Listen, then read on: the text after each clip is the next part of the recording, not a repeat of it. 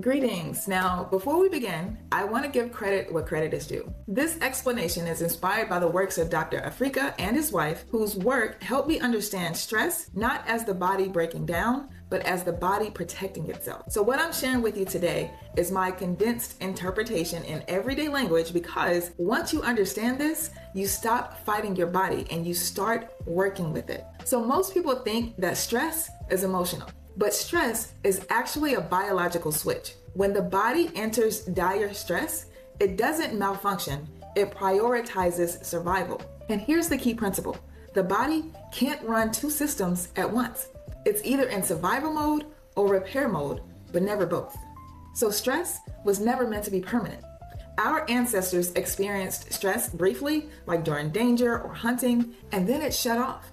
They ate, rested, connected, and recovered. Today, stress doesn't turn off. It runs in the background all day long through emails, through traffic, finances, relationships, and imagined futures. And the body doesn't know the difference between a lion chasing you or an inbox stressing your gut. Both activate the same survival response. Now, most of us learned this back in 7th grade science, right? Your teacher probably called it fight or flight. They told you if a lion or a tiger or a bear is chasing you, your body needs stress to survive. And that part is true. But what they may not have explained is today's lion doesn't have fur. As Jasmine Sullivan so perfectly said, "I'm not scared of lions and tigers and bears, but I'm scared of loving you." And that's the problem.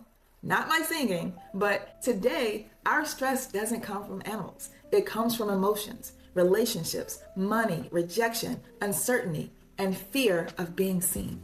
The nervous system don't know the difference. To your body, an argument, a breakup, an email, or an emotional vulnerability can register the same as physical danger.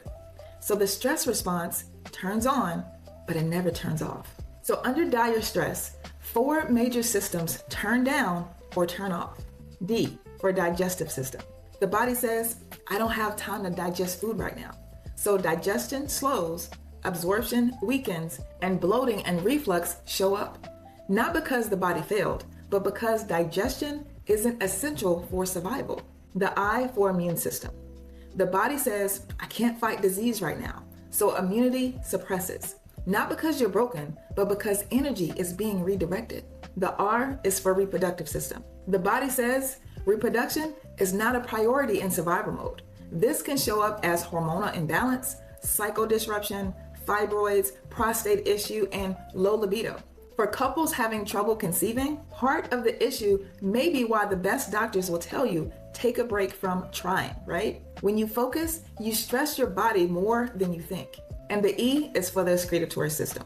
This is your body's ability to eliminate waste and toxins. Under stress, the system slows down too. So when people say, why ain't my body working? The real answer is often because it's turned off, not broken. Think of your body like your phone. When your battery gets low, your phone automatically goes into low power mode, right? Background apps shut down, performance slows, certain features pause, like the light, it gets darker. Not because the phone is broken, but because it's trying to survive longer. And chronic stress puts your body into low power mode. Digestion slows, immunity weakens, reproduction pauses, detoxification gets delayed. Not because it won't, but because it can't right now. Now, imagine being under stress for 6 months. That means digestion hasn't been optimal for 6 months. Immunity hasn't been fully active for 6 months. Hormonal repair hasn't happened. Waste hasn't been efficiently eliminated. Chronic stress also creates chronic muscle tension. When muscles stay tight, the heart has to work harder to push blood and oxygen throughout the body. Stress literally makes the heart work overtime. So illness isn't always a failure. It's often fatigue and prolonged survival mode. We've turned stress into a badge of honor. We compete over how busy, how tired, or how overwhelmed we are, as if stress equals success. But biologically, stress equals shutdown.